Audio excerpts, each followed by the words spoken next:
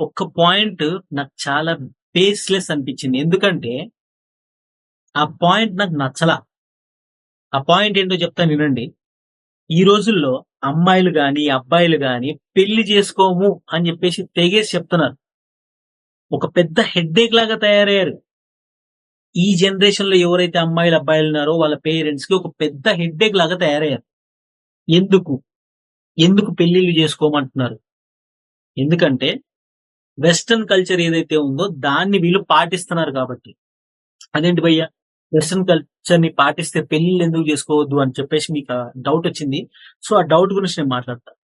Western culture ఏంటంటే వాళ్ళు పెళ్లిళ్లు చేసుకోకుండా లివ్ ఇన్ రిలేషన్‌షిప్‌లో ఉండడానికి ట్రై చేస్తారు. లివ్ ఇన్ రిలేషన్‌షిప్ అంటే ఏంటో ఫస్ట్ మీకు చెప్తాను.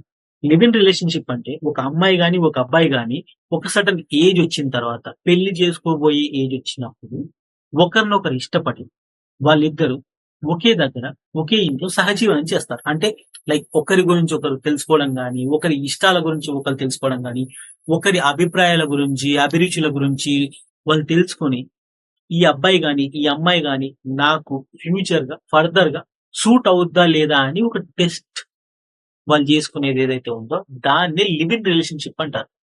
ఈ లివ్ ఇన్ రిలేషన్‌షిప్ ఎంత చండాలమైన విషయం అంటే ఆల్రెడీ వాళ్ళు లవ్ చేసుకుంటారు.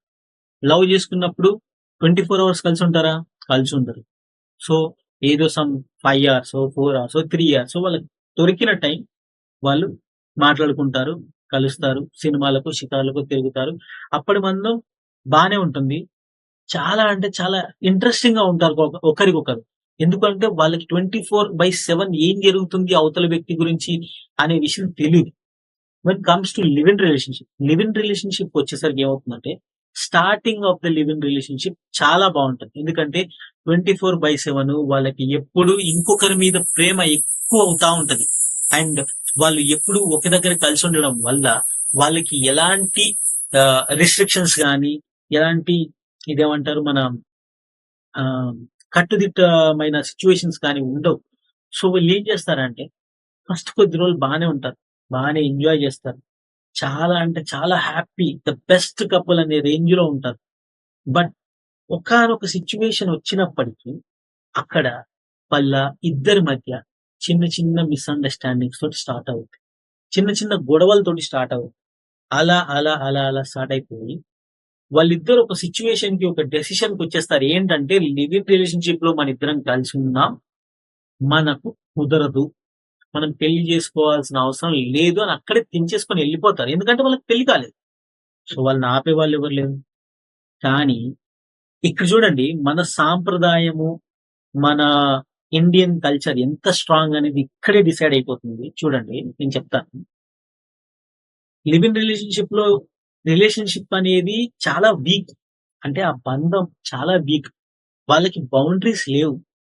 వాళ్ళకి నచ్చినట్టు చేసుకోవచ్చు. కానీ మన భారతీయ సంస్కృతిలో పెళ్లి అనే కాన్సెప్ట్ ఏదైతే ఉందో, ఆ కాన్సెప్ట్‌లో మేజర్‌గా జరిగే విషయం ఏంటంటే పెళ్లి ఇద్దరు చేసుకుంటున్నారు అన్నప్పుడు ఆ 2 కుటుంబాలు కలిసి ఊరందరిని పిలిచి ఒక పెద్ద మండపంలో గాని, వాళ్ళకి ఉన్నంతలో ఎంతమందిని కుదిరితే అంతమందిని పిలిచి పెళ్లి చేస్తారు. అవసరం ఏముంది? అంతమందిని పిలవాల్సిన అవసరం ఏముంది? అంత ఖర్చు పెట్టి పెళ్లిళ్లు చేయాల్సిన అవసరం ఏముంది? సింపుల్‌గా రిజిస్ట్రేషన్ మ్యారేజ్‌లో కూడా పెళ్లి చేసుకోవచ్చు గదా! సింపుల్‌గా ఏ గుడిలో కూడా పెళ్లి చేసుకోవచ్చు. అంతెందుకు ఒక ఫోటో ముందు కూడా దండలేసుకొని పెళ్లి చేసుకోవచ్చు. కానీ పెళ్లి అనేది 10 మందికి తెలిసినప్పుడే వీళ్ళిద్దరూ పెళ్లి అనే బంధంతోటి ఒక్కటయ్యారు అనే విషయం సమాజానికి తెలుస్తుంది. ఫస్ట్ పాయింట్ ఏంటంటే వీళ్ళిద్దరు దొంగచాటుగా లివ్ ఇన్ రిలేషన్‌షిప్‌లో ఉన్నట్టుగా కాదు. ఇప్పుడు 10 మందికి తెలుసు వీళ్ళిద్దరూ పెళ్లి చేసుకున్నారు. వీళ్ళిద్దరూ భార్యాభర్తలు. వీళ్ళిద్దరూ జీవితాంతం కలిసుంటామని జెప్పేసి దేవుని సాక్షిగా గాని, ఇంకా మంత్రాల సాక్షిగా గాని, ప్రమాణాలు జేసుకొని వీళ్ళిద్దరు పెళ్లి చేసుకొని ఒక దగ్గర జీవిస్తున్నారనే విషయం వీళ్ళందరికీ తెలుసు. సో, రేపొద్దున నువ్వు విడిపోతా అనంటే అంత ఈజీగా నీకు లా గాని, లేకపోతే డైవర్స్ గాని, ఇలాంటి విషయాలు ఏవైతే ఉన్నాయో ఈ విషయాల్లో పెళ్లి జరిగిన దంపతులకి 100కి 90% అసలు వాళ్ళు విడిపోవడానికి ఒప్పుకోదు. ఏ లా కూడా ఒప్పుకోదు. ఎందుకు ఒప్పుకోదు? ఎందుకు ఒప్పుకోదు అనంటే పెళ్లి అనే బంధం అంత స్ట్రాంగ్. ఇన్ కేస్ ఎవరైనా పెళ్లి చేసుకున్న ఇద్దరు వ్యక్తులు డివోర్స్ కోసం వెళ్ళినా కూడా ఫస్ట్ ఆఫ్ ఆల్ వాళ్ళని అడిగేదేంటో తెలుసా? మీరొక 6 మంత్స్ లేకపోతే ఒక 1 ఇయర్ మళ్ళీ కలిసుండండి. అప్పటికి కూడా మీ ఇద్దరికీ పడట్లేదు అంటేనే మా దగ్గరికి రండి. అప్పుడు మేము విడాకుల గురించి ఆలోచిద్దాం, మాట్లాడదాం. ఆ తర్వాతే ఏదైనా డెసిషన్ తీసుకుందామని మాట్లాడతారు గానీ, ఎవ్వరు గూడా ఇమ్మీడియేట్‌గా విడాకులు మాత్రం ఇవ్వరు. But when comes to relationship అదే లివ్ ఇన్ రిలేషన్‌షిప్ ఎవ్వరికీ చెప్పాల్సిన అవసరం లేదు. ఎవ్వరి పర్మిషన్స్ తీసుకోవాల్సిన అవసరం లేదు. ఎవరి ఇంట్రెస్ట్ ఇందులో అవసరం లేదు. నీకు నచ్చలేదా? నువ్వెళ్ళిపో. నాకు నచ్చలేదా? నేను వెళ్ళిపోతా. అంతే. కలిసుండాలి అనే పేషెన్స్ అక్కడుండదు. కానీ పెళ్లిలో ఉంటది. కలిసుండాలి అనే పాయింట్ అక్కడ ఎలా చూసినా ఉండదు. లివ్ ఇన్ రిలేషన్‌షిప్‌లో. కానీ పెళ్లిలో బాధ్యత,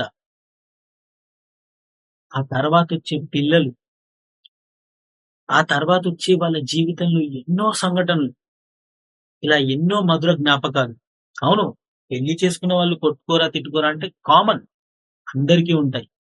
కానీ ఒక చెట్టుకి పూసే పువ్వు దగ్గర నుంచి అది పండయిన తర్వాత దాన్ని తీసుకొని తింటే అప్పుడు కదా మనకు స్వీట్‌నెస్ తెలిసేది. స్టార్టింగ్‌లోనే పువ్వుని తెంపేస్తే మనకి ఎండ్‌లో వచ్చే పండు స్వీట్‌నెస్ ఎట్లా తెలుస్తది? తెలీదు కదా! పెళ్లి గూడా అంతే. స్టార్ట్ అయినప్పటి నుంచి ఎండ్ అయ్యే వరకు వాళ్ళ జర్నీ మొత్తం కలిసుంటేనే వాళ్ళకి ఆ ఎండ్‌లో వచ్చే స్వీట్‌నెస్ తెలుస్తుంది. నేనైతే మేజర్‌గా ఈ లివ్ ఇన్ రిలేషన్‌షిప్‌లో ఉండే వాళ్ళందరికీ అగెయిన్స్ట్ భయ్యా. సో, నా పాయింట్ ఒకటే. మీకు ఎలాంటి లివ్ ఇన్ రిలేషన్‌షిప్స్ అవసరం లేదు.